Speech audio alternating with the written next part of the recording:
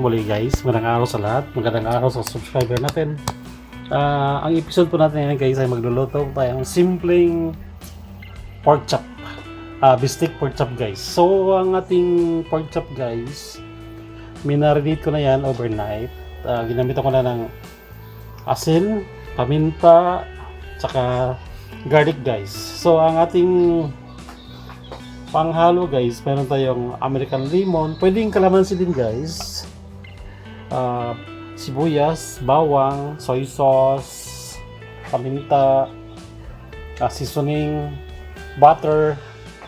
Okay guys, ihanda muna natin ang ating kailangan. Okay, since na nakahanda natin ang lahat nating pangailangan, so ako nang ginagawa ko guys, ibabrown ko na ng bahagya yung garlic natin. Okay,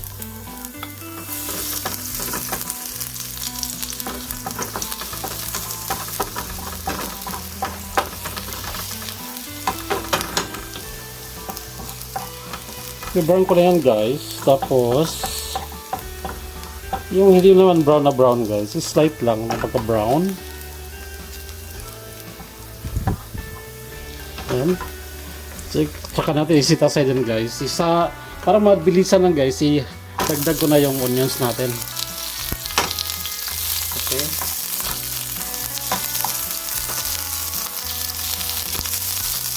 Kunti lang guys, kunti lang. Then isit aside na natin yan. Okay. Tapos natin na brown itong garlic, tsaka yung na-blance ng ating sibuyas. Dagdag ulit tayo ng butter.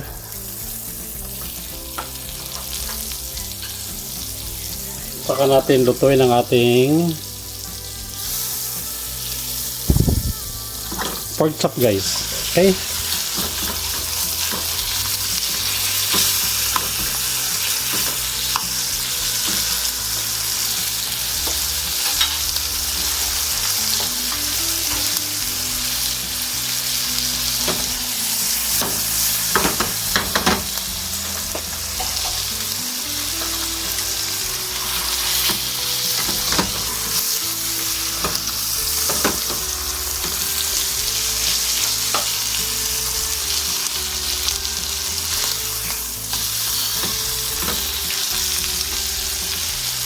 Yan guys, diba baliktad lang natin hanggang maluto siya.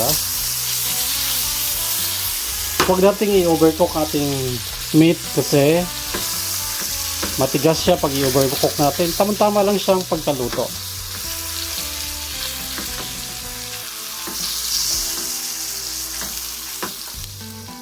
Okay mga guys, so tapos na ating pagluluto na ng ating chop o pork chop. Diba, ganda na yan. Tabi muna natin guys, isit aside natin. Ngayon dadagdag tayo ng diretso na to guys ha. Dadagdag tayo ng water. Okay, hindi ko na hinugasan yan guys yung pinaglutuan natin kasi magagamit ang lasa niyan nandyan. Okay, dadagdag tayo ng oyster sauce, 2 o 3 tablespoon lang guys. Nagdadag tayong seasoning.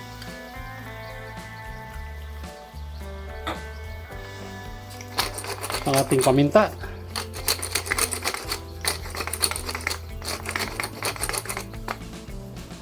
Tapos ang ating calamansi or American lemon guys. Dadagdag na natin.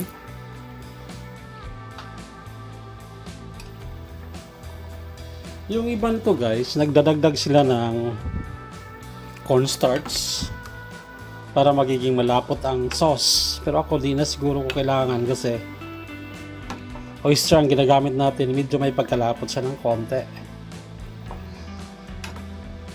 Okay guys, okay na yan. Pakuluin lang natin siya ng bahagya. Idadagdag natin ating tinutoast na garlic kanina. Ayan, tinutoast na natin niya kanina. Tsaka natin i-add ang ating pork chop.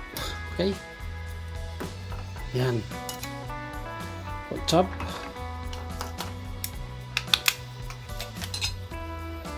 Idagdag natin yung juice ng pork chop. Then, pakuloy lang to guys ng saglit lang kasi luto na yan eh. Simmer lang natin yung mga 2 to 3 minutes. Balik rin natin para yung sauce niya papasok sa laman o sa lubluban ng meat. Saka natin idagdag ating onions. Okay? That's it guys. Ganun lang kadali ang ating chopstick. Okay?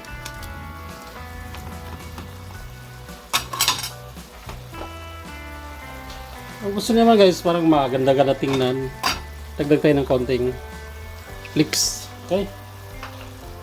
Thanks for watching guys. Sa mga hindi pa nakapag-subscribe sa channel namin, mag-subscribe po kayo. Thank you guys!